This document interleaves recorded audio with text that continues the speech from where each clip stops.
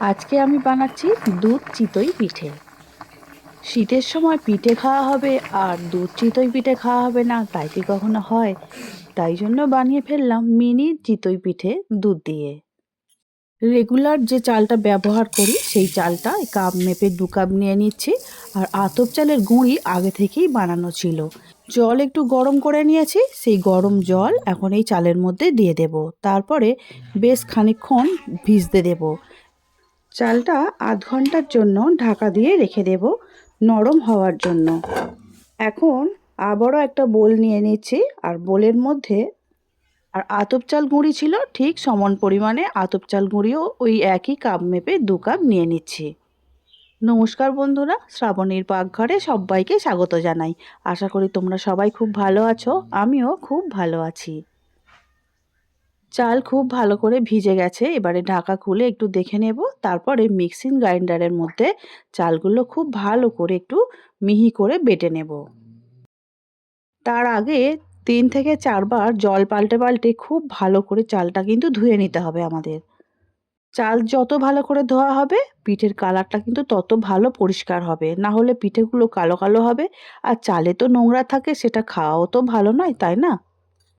বাটতে হবে কিন্তু খুব মিহি করে, যতটা মিহি করে বাটবে তত ভালো পিঠেটা তৈরি হবে। চালটা একটু ভালো করে ভেঙে নেবার পরেই এর মধ্যে দিয়ে দেব আতপ চালের গুঁড়ি। আতপ চাল আর সিদ্ধ চাল দুটো একসঙ্গে পেস্ট করে সুন্দরভাবে মিহি করে বাটবো বলেই দুটো একসঙ্গেই দিয়ে দিচ্ছি। কারণ আতপ চালের গুঁড়িটা ছিল আমার কলের ভাঙানো গুঁড়ি, মানে বাজার থেকে কিনে আনা গুঁড়ি। সেই জন্য মিক্সিতে দিয়ে আবারও সিদ্ধ চাল আর আতপ চাল একসঙ্গে গুঁড়ো করে নিচ্ছি। আর দুটো চাল একই সঙ্গে খুব ভালোভাবে মিক্সিতে বাটাও হয়ে গেল। এবারে আলাদা করে যে গরম জল করেছিলাম সেই গরম জল বেশ খানিকটা দিয়ে দিলাম এই ব্যাটারের মধ্যে। চাল বাটার মধ্যে জল দেবার পরে দিয়ে দিচ্ছি পরিমাণ মতো নুন। নুন দিয়ে ভালো করে আস্তে আস্তে ব্যাটারটার সঙ্গে জলের সঙ্গে মিশিয়ে নিতে হবে। গরম জল দিয়ে এই পিঠের ব্যাটারটা বানালে পিঠের যে চিটটা হয় সেই চিটটা খুব ভালো হবে, তাহলে পিঠেগুলো খুব ভালোভাবে তৈরি হয়ে যাবে। এবারে আমাদের পিঠের জন্য ব্যাটার কিন্তু একদম রেডি হয়ে গেছে। তবে যদি প্রয়োজন মনে হয় যে খুব ঘন লাগছে, তাহলে কিন্তু একটু জল দিয়ে দেওয়া যেতেই পারে। আমারও মনে হয়েছে যে ব্যাটারটা অনেকটাই ঘন ঘন, সেই জন্য আমি এখানে আরও 2 চামচের মতো জল ব্যবহার করব।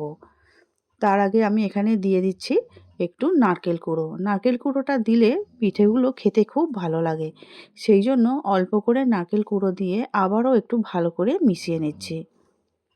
আমি আগেই বলেছি আমাদের ব্যাটারটা কিন্তু একটু ঘন হয়েছে, সেই জন্য অল্প করে জল আবারও এখানে একটু অ্যাড করব। জলটা দেওয়ার পরে আবারও খুব ভালো করে নাড়াচাড়া করে নিয়ে ভালো করে মিশিয়ে নিতে হবে। আর যত মেশানো হবে ততই কিন্তু পিঠে খুব ভালো হবে। এই কাজটা খুব ধৈর্য সহকারে করতে হবে। এখানে আমি একটা আপ্পাম প্যান নিয়েছি, একটা বাটিতে জল আর সাদা তেল একটু পাইল করে নিয়েছিলাম, সেটা এই প্রত্যেকটা জায়গায় একটু একটু করে লাগিয়ে দিচ্ছি জল আর তেলের মিশ্রণটা, তাতে করে পিঠেগুলো খুব সহজেই উঠে বেরিয়ে আসবে। এবারে যে আমি ব্যাটারটা বানিয়ে রেখেছিলাম পিঠের জন্য, সেগুলো প্রত্যেকটা বাটির মতো যে করা আছে দেখতেই পাচ্ছ, প্রত্যেকটা মুখে ভরে ভরে দিচ্ছি। একটুখানি করে যদি ফাঁকা থাকে কোনো অসুবিধা নেই, কারণ পিঠেগুলো তো ফুলবে, সেই জন্য। তবে দিয়ে দিচ্ছি আমি এইভাবেই।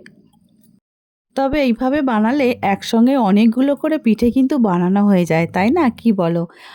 পিঠেকে সুন্দর করে ফোলানোর জন্য অনেক সময় বেকিং সোডার ব্যবহার করা হয়, তবে আজকে কিন্তু আমি কোনো রকম বেকিং সোডার ব্যবহার করিনি। তোমরা চাইলে বেকিং সোডার ব্যবহার করতে পারো।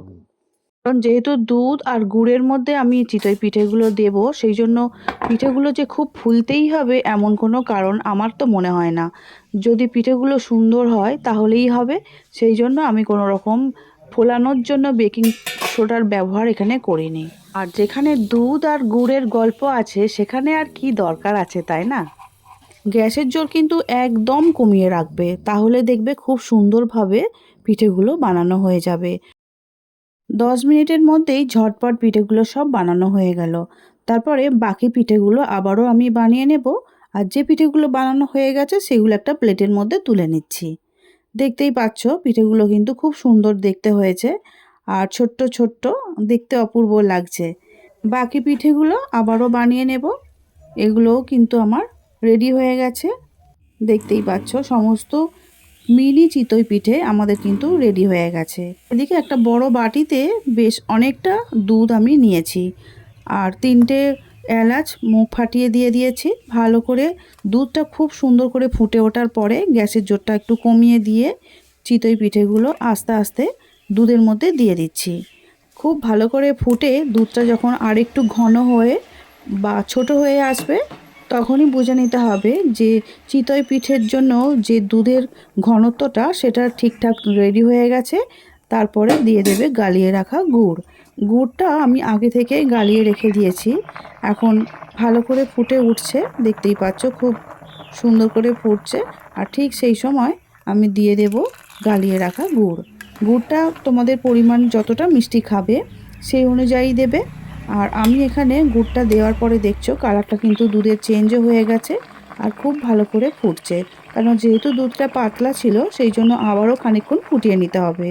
কারণ দুধ যদি ঘন ঘন না হয় এই পিঠেটা আবার খেতে ভালো লাগে না। এখন দেখতে পাচ্ছ আমাদের দুধ চিতই পিঠে কিন্তু অনেকটা ঘন হয়ে গেছে। এবার একটা সার্ভিং প্লেটের মধ্যে তুলে নিচ্ছি। খুব সুন্দর দেখতে হয়েছে, গন্ধটা কিন্তু দারুণ ছেড়েছে জানো তো। আর খেতে কিন্তু অপূর্ব হয়েছিল।